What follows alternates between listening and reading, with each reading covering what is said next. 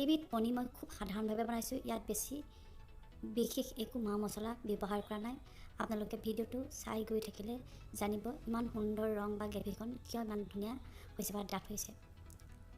আহকচোন আমি ইয়াত বেছি সময় নকৰোঁ, চিধাই ভিডিঅ'টোৰ মাজলৈ যাওঁ। মই কেনেকৈ বনাইছোঁ সেই কথাখিনিকে চাওক আৰু আপোনালোকেও বনাই এবাৰ ঘৰত খাওক, তাৰপিছত মোক কিন্তু কমেণ্ট কৰিবলৈ নাপাহৰিব।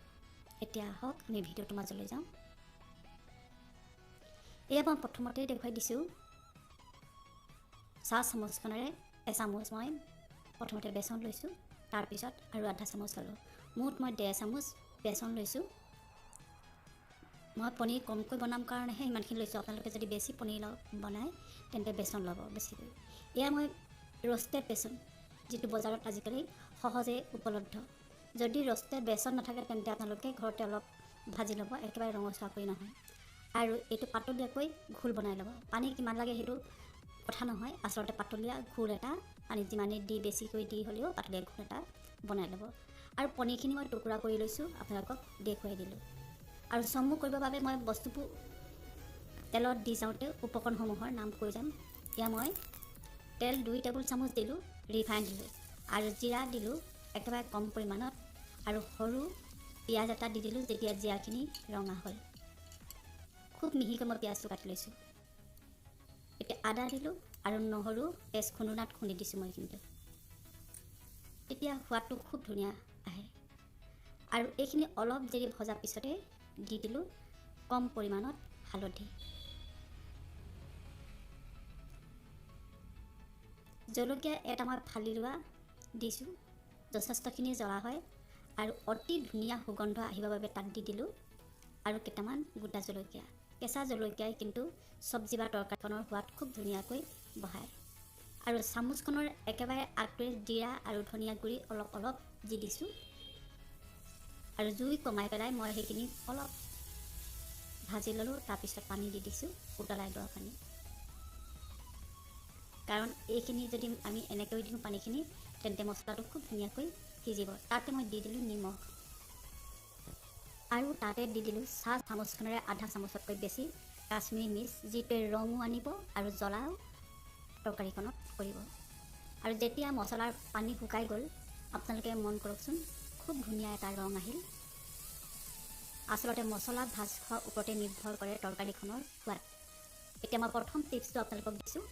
এয়াই হৈছে মাত্ৰ মই 2টা কাজু লৈছোঁ। মই এতিয়া কাটি দেখুৱাইছোঁ, খুব সৰু সৰুকৈ এনেকৈ মিহি মিহিকৈ একদম পাতলীয়াকৈ কাটি ল'ব। মই মাত্ৰ 2টা কাজু ইয়াত ব্যৱহাৰ কৰিছোঁ। এই কাজুৱে আপোনাৰ চব্জিখনৰ ফ্লেভাৰ আনিব কাজুৰ, আৰু যেতিয়া টুকুৰাবোৰ ওলাই থাকে দেখিবলৈও খুব ধুনীয়া হয়। আৰু এইখিনি ভালদৰে মিলাই দিব এনেদৰে। পনীৰ বেছি ভাজিলেও টান হৈ পৰে, সেয়েহে আমি বেছি সময় ভাজিব নালাগে। মই ঠিক 3 ছেকেণ্ডমান সময় এনেদৰে মছলাত সানি পেলাই ভাজি লৈছোঁ। জুইটো মিডিয়ামত ৰাখিব, বেছি জুই হ'লে জ্বলি যোৱা সম্ভাৱনাটো খুবেই বেছি, নহয়নে? এতিয়া দ্বিতীয়টো আপোনালোকে টিপছ চাওকচোন। মই প্ৰথমতে আপোনালোকক দেখুৱাইছিলোঁ এটা বেচনৰ ঘোল, আৰু এনেদৰে বেচনৰ ঘোলটো দি দিব। আৰু বেচনৰ ঘোলটো দিয়াৰ লগে লগে আপোনালোকে পনীৰ তৰকাৰীখনৰ ৰংটো দেখিছেই, ক্ৰীমী ৰং এটা আহিছে, নহয়নে? বেচন আৰু পনীৰ এই সংমিশ্ৰণটোৱে খুব ধুনীয়া কৰে। আৰু পনীৰ বেছি দেৰি সিজাব নালাগে। মই 2 বাটি পানী দি পেলাই এইখিনি 8 মিনিটমান সময় থৈছিলোঁ। তাৰপিছত সোৱাদ অনুসৰি মই এচিকুট দি দিছোঁ গৰম মছলা, আৰু 1 চাহ চামুচ দিছোঁ মই ক্ৰীম, আৰু সৰু চামুচখনেৰে মই এচামুচ মনোৰমা ঘি দি দিলোঁ। আপোনালোকে মনোৰমা ঘি আৰু অলপ দি দিব পাৰে। যেতিয়া দি দিলে কি হয়, খুব ধুনীয়া ৰং হয়। আৰু এইখিনি নমোৱা উপযুক্ত আমাৰ হৈ গ'ল। এয়া মই ঢাকি দিলোঁ, নমাই থ'ম। আৰু এয়া দেখিছে ইমান সুন্দৰ ৰং হৈ আহে। যিমানে ঠাণ্ডা হৈ আহিব সিমানেই ৰংটো বেছি গাঢ় হৈ আহিব। আপোনালোকে নমোৱা পিছত যেতিয়া পৰিৱেশন কৰিব তেতিয়াও আপুনি ঘি বা বাটাৰ দিব পাৰে। খুব সুন্দৰ ৰেচিপি, আপোনালোকে খাই যথেষ্ট ভাল পাব। এইটো মোৰ বিশ্বাসতে মই কৈছোঁ, কাৰণ মই এনেকৈ বনাওঁ। আপোনালোকে গ্ৰেভিটো কিমান ডাঠ কৰে বা পাতল কৰে সেইটো নিজৰ ওপৰত নিৰ্ভৰ কৰিব। মই এইটো জোখত গ্ৰেভি বৰ ভাল পাওঁ। ৰুটি ভাত আপুনি যিহৰ লগতে পৰিৱেশন কৰে এনেকুৱা এটা হ'লে মই বেছিহে ভাল পাওঁ।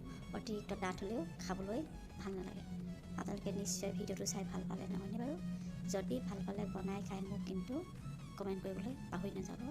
এনে ভিডিঅ' লৈ মই পুনৰ আপোনালোকৰ মাজলৈ আহিম। ধন্যবাদ।